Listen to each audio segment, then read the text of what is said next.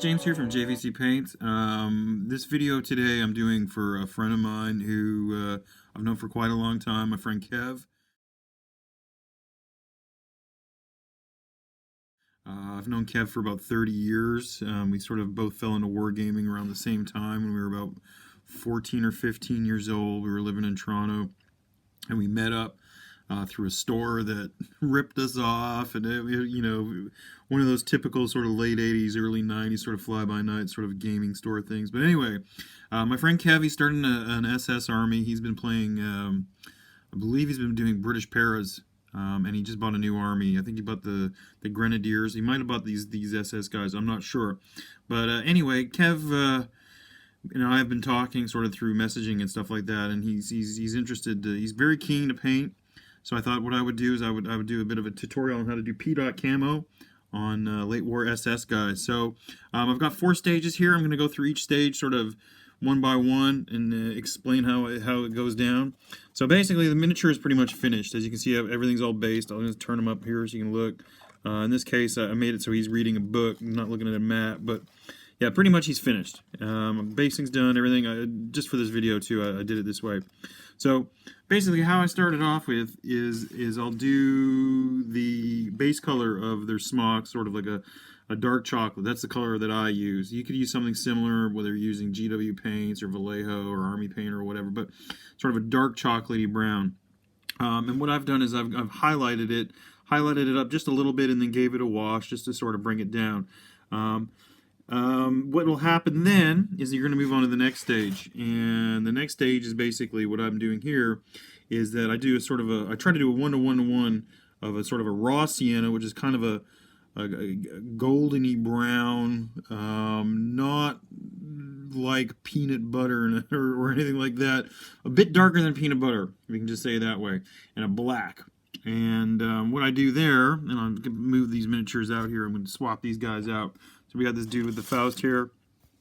So what I've done is on the smock, you can see here, I've gone through and I've just sort of done patches of that color. The sort of the raw sienna along with the black. You got to watch out for the details and stuff. Like on my guys, I try to do the Y straps and stuff like that, the little leather patches and stuff like that on them as well. So that's basically what you do. That's sort of the second stage.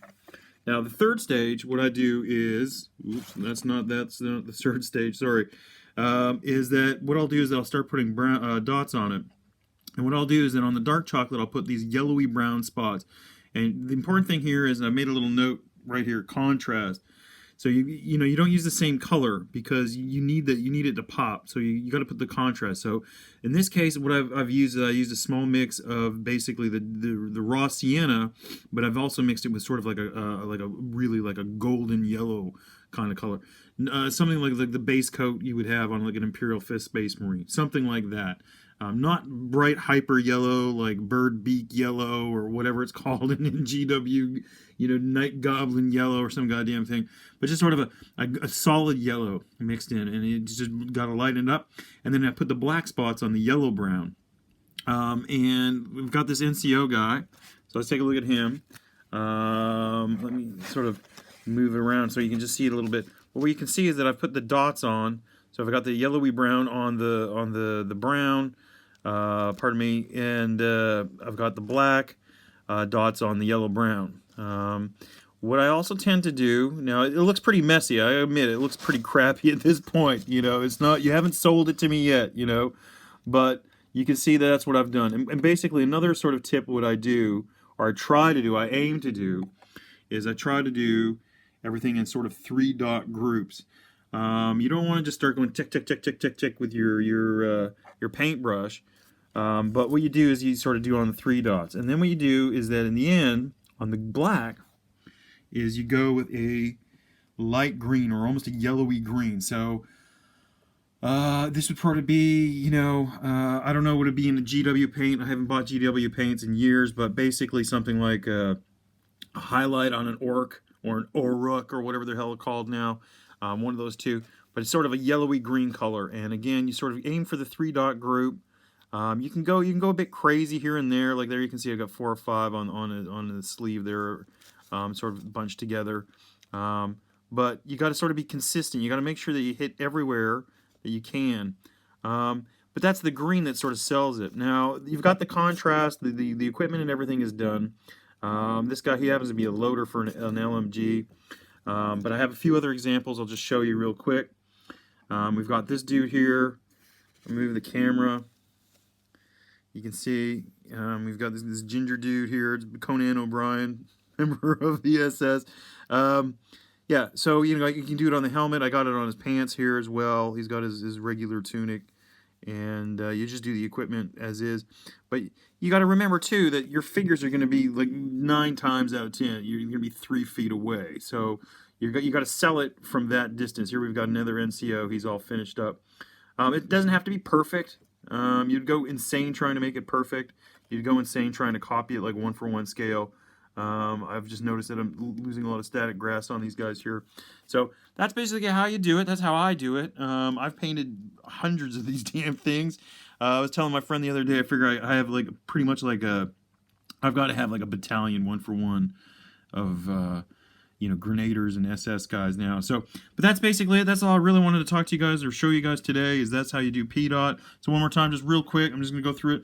You do a base color of a dark brown or something similar, and you move on to a 1-to-1-to-1, a sort of a raw sienna color with black patches, raw sienna and black patches, I should say. And then you go in and you do the yellow-brown spots on the dark brown or the dark chocolate color, and then do the black spots on the yellow-brown, and then you sell it all here with the light green or yellowy green spots on the black. The brush I tend to use, I have an old sort of army painter brush. I don't know if you can see the tip on that greatly. I don't think it's going to come into focus, but you can sort of see there's got a little hair that's kind of sticking out. It's kind of a messed up brush. I'll use that. I also have an old Games Workshop 10-0 brush, but I've got a few of these army painter brushes, and I'll just sort of grab whichever one that's sort of handy at the moment, you know, and I'll just go through. I think this is the one that has the tip that's kind of messed up. So that's what I do. I hope that was helpful. Maybe it helped a couple people. This is a little bit of a sneak peek of the next big army reveal I'm going to be doing. So anyways, guys, that's it for me today. I hope you guys have a great weekend. Keep those brushes moving. Thanks for watching. You know, all that other stuff. Hit like, subscribe, and all that other baloney. Share it. That'd be great. I have been trying to, you know, keep up with everybody's videos, but you know, we're still in search of toilet paper in this part of the world. So anyways, guys, you guys take it easy and have a good one. We'll talk to you later. Bye-bye.